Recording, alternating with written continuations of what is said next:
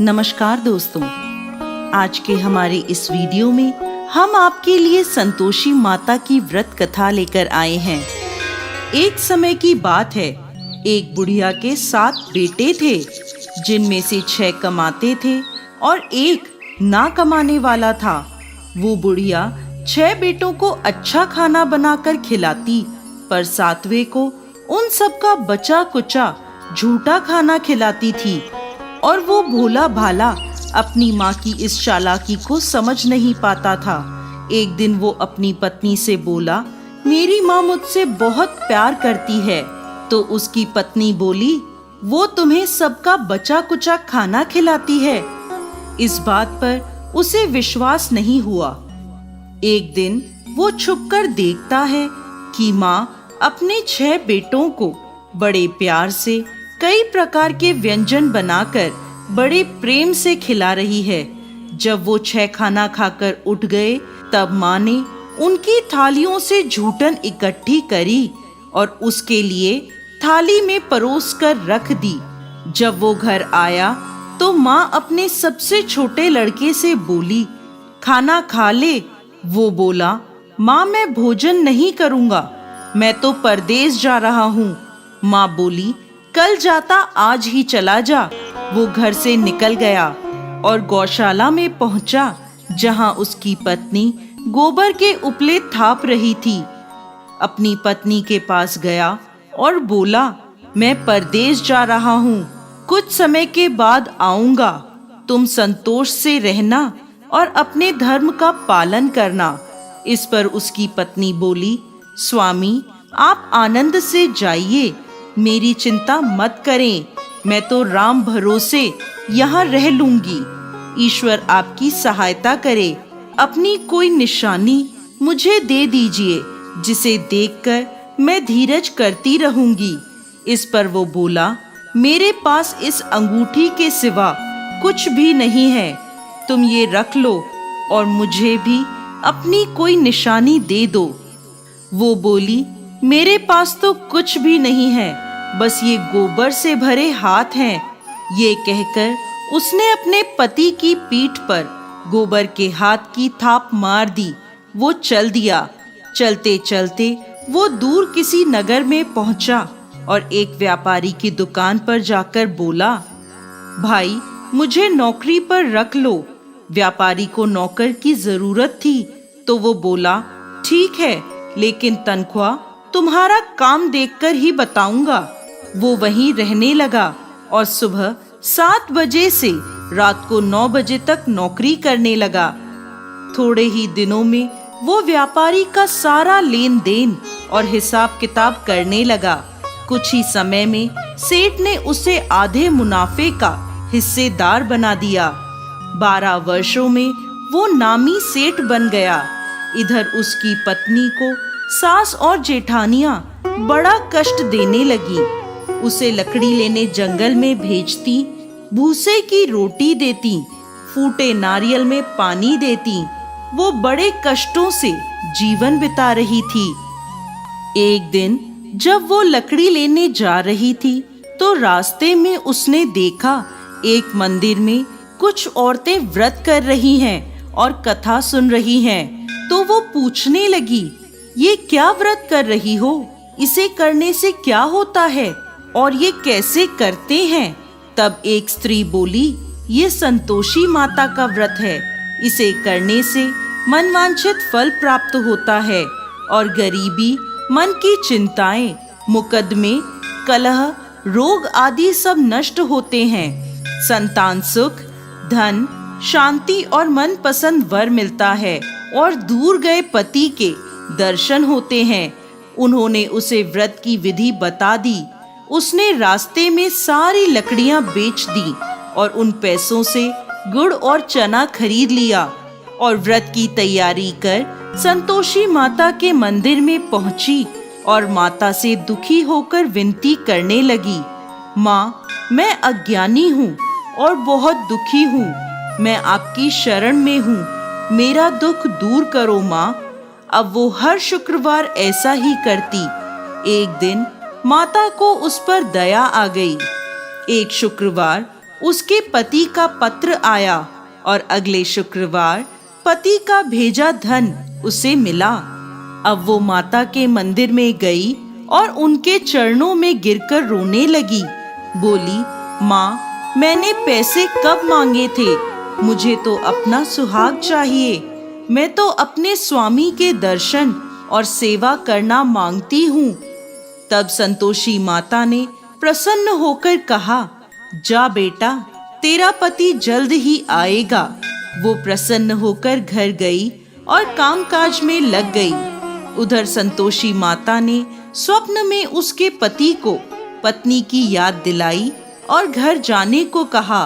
वो बोला, माँ, मैं कैसे जाऊं? परदेश की बात है, लेन देन के कई हिसाब बाकी हैं। माँ बोली, सवेरे उठकर मेरा नाम लेकर घी का दीपक जलाना और फिर दुकान पर बैठना। सवेरे उठकर उसने वैसा ही किया। देखते ही देखते सारा लेन देन साफ हो गया और धन का ढेर लग गया।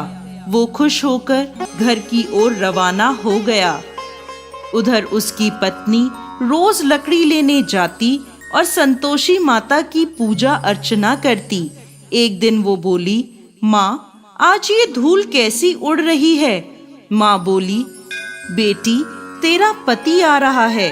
तू लकड़ियों के 3 ढेर बना, एक नदी के किनारे रख आ, एक यहाँ रख दे और तीसरा अपने सर पर रख ले। तेरे पति के दिल में इस लकड़ी के गट्ठर को देखकर मोह पैदा होगा और घर जाकर आवाज लगाना, सासू जी, लकड़ियों का गट्ठर लो, भूसे की रोटी दो और फूटे नारियल में पानी दो। आज मेहमान कौन आया है? उसने वैसा ही किया। घर गई, आंगन में लकड़ियों का गट्ठर रखकर बोली, सासू जी, लकड़ियों का गट्ठर लो, भूसे की रोटी दो और फूटे नारियल में पानी दो। आज मेहमान कौन आया है? ये सुनकर सास दौड़ी दौड़ी बाहर आई और अपने कष्टों को भुलाने के लिए कहने लगी, बेटी, तेरा पति आया है। आ, मीठे भात का भोजन कर और गहने और कपड़े पहन। इतने में उसका पति बाहर आया और उसके हाथ में अपनी दी अंगूठी देखकर माँ से पूछने लगा, माँ, ये कौन है? माँ बोली, बेटा, ये तेरी बहू है। पूरे 12 बरस हो गए ये दिन भर घूमती फिरती है, कोई कामकाज भी नहीं करती, तुझे देखकर नखरे कर रही है। वो बोला, माँ, मैंने तुम्हें और इसे दोनों को देख लिया है। अब मुझे दूसरे घर की चाबियां दे दो, मैं उसमें रहूंगा। माँ बोली, ठीक है, जैसी तेरी मर्जी। और माँ ने चाबियों का गुच्छा पटक दिया। बेटे ने अपना सामान दूसरे घर में रख दिया। देखते ही देखते उनके राजा के समान ठाट बाट हो गए। अगला शुक्रवार आया। वो अपने पति से बोली, मुझे संतोषी माता के व्रत का उद्यापन करना है। वो बोला, खुशी से करो। वो तैयारियों में लग गई। उसने जेठ के लड़कों को जीमने बुलाया। पीछे से जेठानियों ने अपने बच्चों को सिखा दिया, तुम खाने के बाद खटाई मांगना, जिससे उसका उद्यापन पूरा ना हो। लड़कों ने जीमते ही खटाई मांगी। तब वो बोली, नहीं नहीं, खटाई मैं नहीं दे सकती, ये संतोषी माता का प्रसाद है। लड़के बोले, तो फिर पैसे दे दो। भोली भाली समझ नहीं सकी और उन्हें पैसे दे दिए। वो उन पैसों से खटाई लेकर खाने लगे। इस पर संतोषी माता क्रोधित हो गईं। राजा के दूत उसके पति को पकड़कर ले गए। वो बेचारी रोती हुई माता के मंदिर में गई और बोली, माता, ये क्या किया? माता बोली, पुत्री, मुझे दुख है कि तुमने अभिमान करके मेरा व्रत तोड़ा है और इतनी जल्दी सब भूल गई।